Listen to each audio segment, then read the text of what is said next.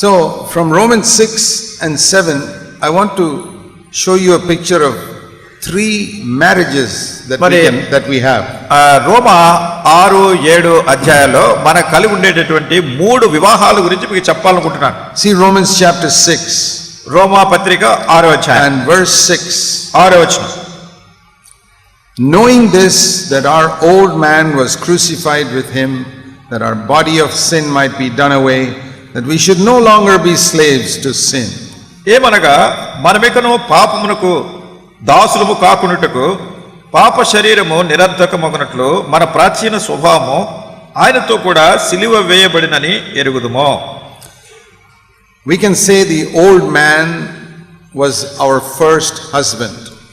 దీన్ని మనం ఎట్లా చెప్పగలం అంటే మన ప్రాచీన స్వభావము మన మొదటి భర్త.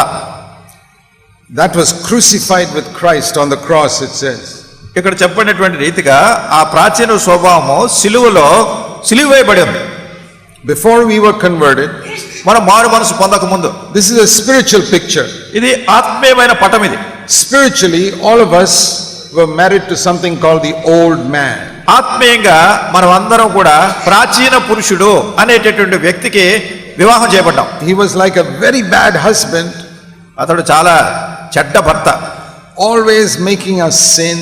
ఎప్పుడు కూడా మనల్ని పాపం చేసేటట్టే ప్రేరేపిస్తూ ఉండేవాడు. Always making us do evil things. ఎప్పుడు చెడు విషయాలు దుష్టమైనటువంటి కార్యాలు చేసేది ప్రేరేపించి making us disobey God. ఎల్లప్పుడు కూడా దేవునికి అవిధేయత చూపించేట్టు చేసేవాడు. It was like a husband who was troubling us in so many ways. ఇట్లా ఇది ఎట్లా ఉందంటే ఒక భర్త అనేక విధానాల్లో భార్యను కష్టపెడుతూ ఉంటాడు కదా, అట్లాంటి భర్త అతను. And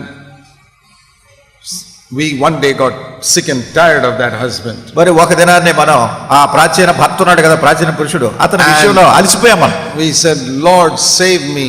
మనం అన్న ప్రభువా నన్ను రక్షించు ఈ పరిస్థితి నుంచి. You know what God did? దేవుడు ఏం చేశాడో తెలుసునా? He killed that husband. ఆ భర్తను దేవుడు చంపేశాడు.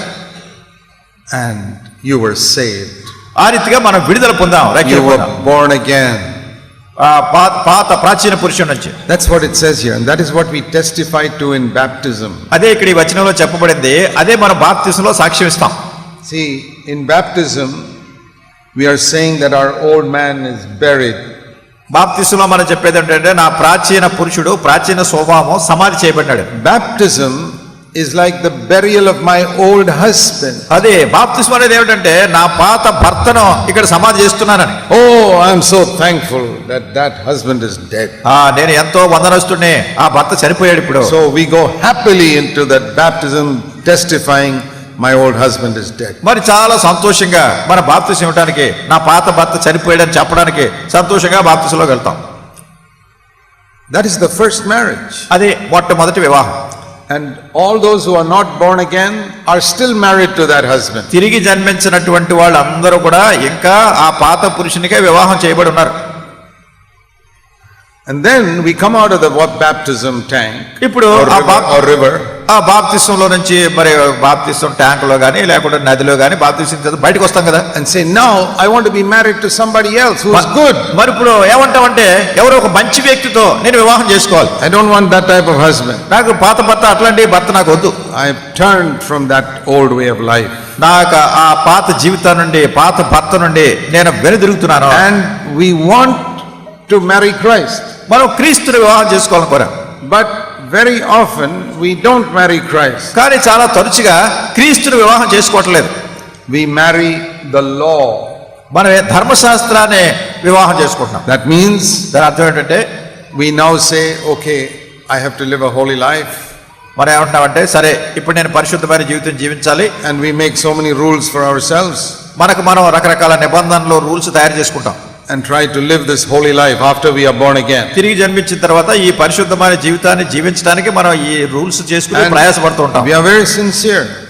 వాటి విషయంలో చాలా ఖచ్చితంగా ఉంటాం. We must read the Bible so many minutes and pray so many minutes and all that. ఎన్నో నిమిషాలు బైబిల్ చదువుకుంటున్నాం, ఎన్నో నిమిషాలు ప్రార్థన చేస్తున్నాం, ఇవన్నీ చాలా చక్కగా పాటిస్తున్నాం. We try to keep these rules. ఈ నియమాలన్నింటినీ పాటించడానికి ప్రయత్నాలు చేస్తున్నాం. And we cannot come to God's standard. అయితే దైవ అంతస్తులోనికి రావడానికి మనం చాలా ప్రయాసపడుతున్నాం, రాలేకపోతున్నాం. That is the experience of almost every believer. అది ఇంచుమించుగా ప్రతి విశ్వాసి అనుభవం ఇట్లానే ఉంటుంది. We finished with the old husband. He does not want to sin again. ఇక పాత భర్తతో అయిపోయింది సంబంధం, అతను చచ్చిపోయాడు, మళ్ళీ పాపం చేయడం మనకి ఇష్టం లేదు. But కానీ he is not able to come up to God's standard. అయితే దేవుని యొక్క అంతస్తులోనికి మనం రాలేకపోతున్నాం. Because he is married to God's law. ఎందుకంటే మనం దేవుని నియమానికి, ధర్మశాస్త్రానికి పెళ్లి చేయబడ్డాం. And we can say the law is like this type of husband who is very strict. మరి ఈ ధర్మశాస్త్రం అనేది ఎట్లాంటి భర్త అంటే చాలా నిష్టగా ఖచ్చితంగా ఉండే భర్త. This is the second husband. రెండో భర్త ఇతను. He doesn't ask you to do anything bad like the old man. ఈ పాత భర్త మాదిరిగా ఏదో చెడు చేయమని ఎప్పుడు చెప్పడు. He'll only ask you to do what is right. ఏది సరైందో అదే చేయాలని చెప్తాడు. But కానీ everything must be perfect. ప్రతిదీ కూడా చాలా పరిపూర్ణంగా ఉండాలి. God's law is perfect. దేవుని ధర్మశాస్త్రము ఇది చాలా పరిపూర్ణమైనది. And he wants you to live a perfect life. చాలా పరిపూర్ణమైనటువంటి జీవితాన్ని జీవించాలని కోరుతాడు అతను. Everything, it's like a husband who wants everything perfectly done in the house. మరి ఎట్లా ఉంటాడంటే ఒక భర్త ఇంట్లో అన్ని కూడా చాలా ఖచ్చితంగా జరగాలని నిక్కచ్చిగా ఉంటాడు. చూడండి, అట్లాంటి భర్త మాదిరిగా ఉంటాడు. Who tells his wife all the clothes must be washed properly without any spot. భార్యతో చెప్తాడు, అంటే ఉదాహరణ భర్త ఎలా ఉంటాడంటే ఇంట్లో ఉన్నటువంటి బట్టలన్నీ అసలు ఎక్కడ ఏ మురికి మచ్చ కనబడకుండా ఉతికేయాలి. Must all be ironed every day. అట్లా ప్రతిదీ చాలా శుభ్రంగా ఇస్త్రీ చేసి పెట్టాలి. All the shoes and chappals must be cleaned and kept properly in one place. చెప్పులు గానీ షూస్ గానీ అన్ని పాలిష్ చేసి చక్కగా ఒక స్థలంలో పెట్టాలి. There must be no dust anywhere in the chairs or anywhere in the house. ఇంట్లో అసలు ఎక్కడ కుర్చీలో గానీ బల్ల మీద గానీ ఎక్కడ దుమ్ము అనేది కనపడకూడదు. The kitchen must not be a mess. It must be always clean and tidy. వంటగది అంతా ఏదో అటు ఇటు చీపురుతో తొడవకుండా ఉన్నట్టు కూడా చక్కగా ఎప్పుడు నీట్ గా ఉండాలి. And the worst part is he will not lift one finger to help you. అయితే దీనిలో చాలా విచారంతగా సంగతి ఏంటంటే ఇవన్నీ చేయడానికి చిటికెన వేల సహాయం కూడా చేయడు. How would you like to be married to such a husband? చూడండి, ఊహించండి, ఇట్లాంటి భర్త ఉండి ఏం సహాయం చేయకుండా అన్ని మిమ్మల్ని ఎలా చేయాలనేవాడు ఎలా ఉంటాడు. He never asks anything wrong. ఏ తప్పు సంగతి గురించి ఎప్పుడు అడగడు. Only right things. అన్ని సరైనవే చేయాలంటాడు. Breakfast must be ready at 8 o'clock. పొద్దున్నే బ్రేక్ఫాస్ట్ ఉంటుంది కదా, మనం టిఫిన్ తింటాం కదా, 8 గంటలకే ఖచ్చితంగా బల మీద ఉండాలంతే. Not 1 minute past 8, 8 o'clock. 8 అంటే 8 తర్వాత ఒక్క నిమిషం కూడా ఆలస్యం కాకూడదు. But he will not come to help you in the kitchen. అయితే వంటగదిలో మీకేం సహాయం చేయడానికి రాడు. And then you begin to think, this husband is as much trouble for me as the first one. అప్పుడు ఇంక మీరు అనుకుంటారు, ఈ భర్త ఎలా ఉన్నాడంటే మొదటి వాడు ఎలా కష్టపెట్టాడో ఇది కూడా ఇదో రకమైన కష్టం, నన్ను ఇలా కష్టపెడుతున్నారు అనుకుంటారు. You were discouraged with the first husband, now you are discouraged with the second husband. మొదటి భర్త విషయంలో నిరుత్సాహపడిపోయారు, ఇప్పుడు రెండో భర్త విషయంలో కూడా నిరుత్సాహపడాలి. This is the correct description of the experience of many believers. అనేక మంది విశ్వాసుల యొక్క అనుభవం వివరించడానికి ఇది సరైనటువంటి విధానం. If they go to some dead church where they don't preach about being born again, మరి ఏదో మృతమైనటువంటి ఒక చర్చిలోకి వెళ్తే వాళ్ళు తిరిగి జన్మించడానికి గురించి బోధించరు. they only go there to get married and buried. ఏదో అక్కడ పెళ్లి చేసుకోవడానికి లేకుంటే భూస్థాపనలు చేయడానికి అక్కడికి వెళ్తుంటారు. They are not worried about God's laws. వాళ్ళు దేవుని ప్రేమల గురించి, దేవుని ధర్మశాస్త్రం గురించి అక్కర్లేదు. They are happy to live in sin and for the world. వాళ్ళు ఈ పాపంలో జీవించడం, లోకంలో జీవించడం ఇదంతా బానే ఉంటుంది. It's the born again people అయితే తిరిగి జన్మించిన who వాళ్ళు are trying to please God. అయితే దేవుని సంతోషపెట్టడానికి ప్రయత్నం చేస్తారు. Always discouraged. I am not pleasing God. I am not able to please God. అయ్యో, నేను దేవుని సంతోషపెట్టలేకపోతున్నాను, దేవుని సంతోషపెట్టాలంటే ఏం చేయాలి, ఎల్లప్పుడూ నిరుత్సాహపడిపోతూనే ఉంటున్నారు. God's standard is absolutely right. మరి దేవుని యొక్క అంతస్తు చాలా సరి అయింది, చాలా ఉన్నతమైంది. See, he says in verse 14, Romans 7:14. రోమీయులకు రాసిన పత్రిక 7:14. I know the law is spiritual. ధర్మశాస్త్రము ఆత్మ సంబంధమైనదని. That means my husband is a spiritual person. ఎందుకంటే నా భర్త ఆత్మీయమైనటువంటి వ్యక్తి.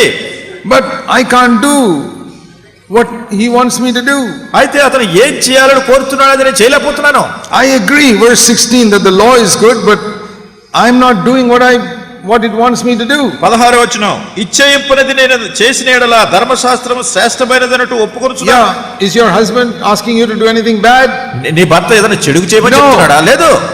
His standard is so high I cannot reach it. అసలు ఆయన అంతస్తు ఎంత ఉన్నతంగా ఉందంటే దాన్ని నేను అందుకోలేకపోతున్నాను. He wants breakfast at 8 o'clock. 8 గంటలకు బ్రేక్ఫాస్ట్ కావాలంటున్నాడు. I cannot make breakfast till 12 o'clock. నేను 8 గంటలకు అసలు నేను బ్రేక్ఫాస్ట్ చేయలేకపోతున్నాను. And then he condemns me. He condemns me. అప్పుడు నిన్ను నేరారోపణ చేస్తున్నాడు. And many believers live under this constant condemnation. అనేక మంది విశ్వాసులు ఎడతెగక ఇటువంటి నేరారోపణ కింద ఉంటున్నారు. See, you haven't done this. You have not done this and you have not done that. నువ్వు ఇది చేయలేదు, నువ్వు అది చేయలేదు అంటున్నాడు. ఇప్పుడు all the time they live under this condemnation. ఇక ఎల్లప్పుడూ కూడా ఈ శిక్షా విధిలోనే నేరారోపణలోనే ఉంటున్నారు. The unbeliever, he doesn't have this condemnation. అసలు అవిశ్వాసులైనటువంటి వాళ్ళకి అసలు ఈ గొడవ లేదు, ఈ శిక్షా విధి లేదు. He is living with the old man as the husband and living in sin. ఎందుకంటే ప్రాచీన పురుషుడు ఆ పాత భర్తతో జీవిస్తున్నారు, పాపంలో జీవిస్తున్నారు. So now you're born again, but you're married to this high standard of God and you get depressed. మీరు తిరిగి జన్మించారు, దేవుని యొక్క ఉన్నతమైనటువంటి అంతస్తు దీనికి వివాహం చేయబడ్డారు, కానీ దాన్ని నెరవేర్చలేకపోతున్నారు. And the Bible says that you cannot divorce. Bible చెప్తుంది ఇప్పుడు మీరు విడాకులు ఇవ్వడానికి వీల్లేదు. And until your husband dies, you cannot break the marriage. నీ భర్త చనిపోతే తప్ప లేనట్టయితే విడాకులు ఇచ్చేటటువంటి ప్రసక్తి బైబిల్ దైవ గ్రంథం ఒప్పుకోవట్లేదు. Thankfully the old man died, so you are free from that. మీరు చాలా సంతోషించాలి, కృతజ్ఞతలు చెల్లించాలి. పాత పురుషుడు చచ్చిపోయాడు కనుక విడుదల పొందారు.